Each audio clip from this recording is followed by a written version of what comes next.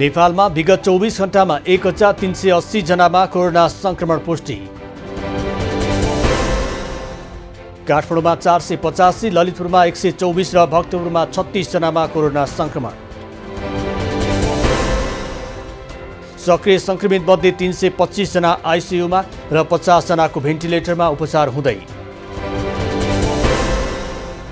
आज 515 जना कोरोना मुक्त भए। यो सँगै कोरोना संक्रमण मुक्त हुनेको संख्या 2,11,186 पुग्यो। पछिल्लो 24 घण्टामा नेपालमा थप 19 जनाको संक्रमणबाट मृत्यु। यो सँगै ज्यान गुमाउनेको संख्या 1,454 पुग्यो।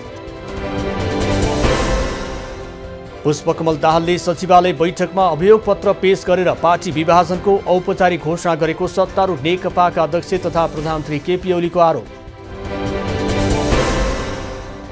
दाहालको प्रस्ताव हेरेपछि आफू भ्रमको ठूलो पर्दाबाट बाहिर निस्किएको अध्यक्ष ओलीको भनाई।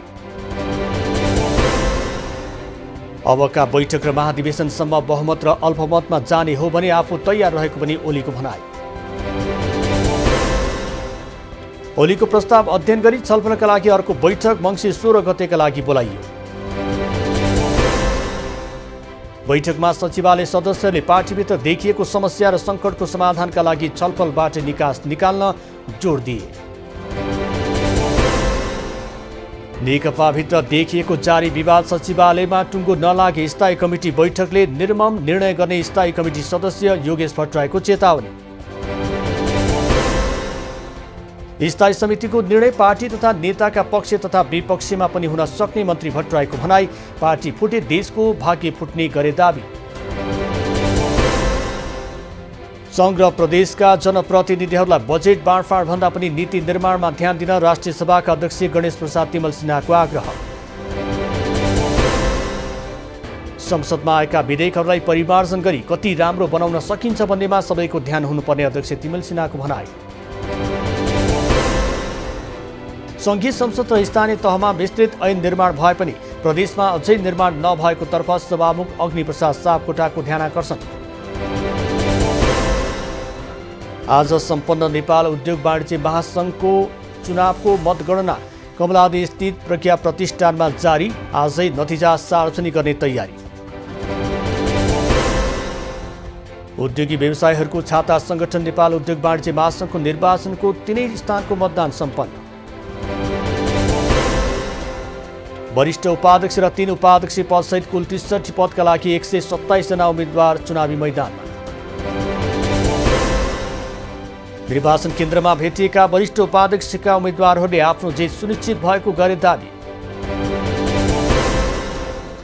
चिनिया रक्षा मन्त्री एवं पहिलो वरियताका स्टेट काउन्सिलर जनरल बेई फेङ्गे औपचारिक भ्रमणका क्रममा आइतबार नेपाल आउने। प्रधानमन्त्री ओली, राष्ट्रपति विद्यादेवी भण्डारी, प्रधान सेनापति पूर्णचन्द्र थापासँग भेटवार्ता गर्ने कार्यक्रम। राजसंस्था हिन्दू राष्ट्र पुनर्स्थापनाको माग राख्दै नेपालगञ्जमा बृहत प्रदर्शन। राष्ट्रवादी नागरिक समाज नेपालगञ्जले गर्यो आयोजना। वर्तमान राज्य संस्था भ्रष्टाचारबाट लिप्त भएर सुशासन कायम गर्न नसक्दा विकल्पको खोजीमा रहेको राप्रपा नेता डाक्टर धवल शमशेर राणाको भनाई। अबको विकल्प राजासहितको हिन्दू राज्य स्थापना गर्न आन्दोलन चर्काउने सहभागीहरूको भनाई। पार्टीभित्रको अन्तर्विरोधले नेकपाको सरकार राम्रोसँग सञ्चालन गर्न नसकेको कङ्ग्रेस नेता वीरबहादुर बलायरको आरोप।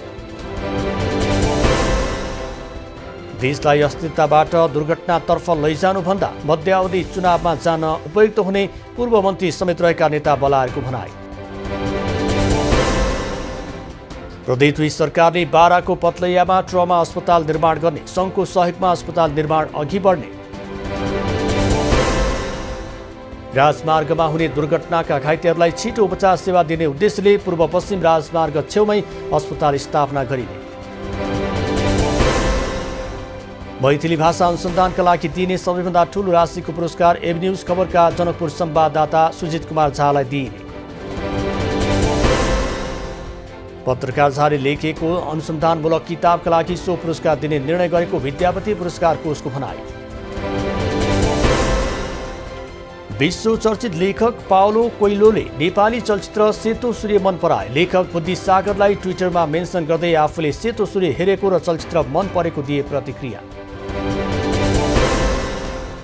निर्देशक दीपक रौनियारले चलचित्रका लागि समय उपलब्ध गराउँदै हेरेर प्रतिक्रिया दिएकोमा कोइलोलाई दिए धन्यवाद। मोरङका किसानद्वारा व्यवसाय किवी खेतीबाट राम्रो आम्दानी गर्न सफल। किवीकै वाइन समेत उत्पादन हुँदै। किवी राम्रो फले पनि बजारसम्म पुर्याउन समस्या भएकाले होमस्टेमा आउने आगन्तुकहरूलाई लक्षित गर्दै। बागलुङकी सृजना पाण्डे जिल्लामा उत्पादित अर्ग्यानिक वस्तुहरू बिक्री गरी स्वरोजगार बन्दै। स्थानीय उत्पादनलाई एकीकृत गरेर बागलुङ 3 गुठीमा न्यू धौलागिरी एग्रो उद्योग सञ्चालनमा आयो।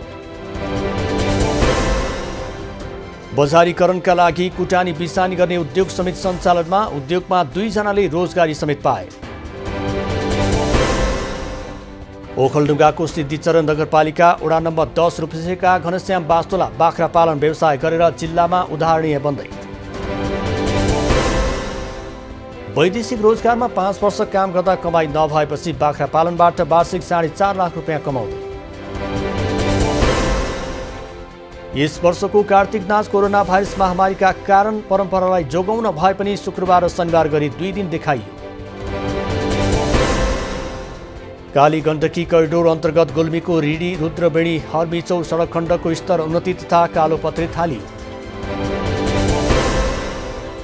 शनिबार परराष्ट्र मन्त्री प्रदीप गेवालले सडक स्तर उन्नतिको गरे शुभारम्भ। भारत र चीन जोड्ने करिडोरले नागरिकको आर्थिक तथा सामाजिक जीवनमा ठूलो प्रभाव पार्ने। पर्वतमा घरेलु हिंसाका समस्याहरू समाधान गर्नका लागि मेलमिलाप केन्द्रका काम प्रभावकारी देखिए। मोदी गाउँपालिकामा चालु आर्थिक वर्षमा 100 भन्दा बढी हिंसाका उजुरी परेको गाउँपालिका न्यायिक समितिद्वारा जानकारी। नेपाली राष्ट्रिय क्रिकेट टोलीका स्पिनर सन्दीप लामिछानेलाई कोरोना संक्रमण, सेल्फ आइसोलेसनमा बसे।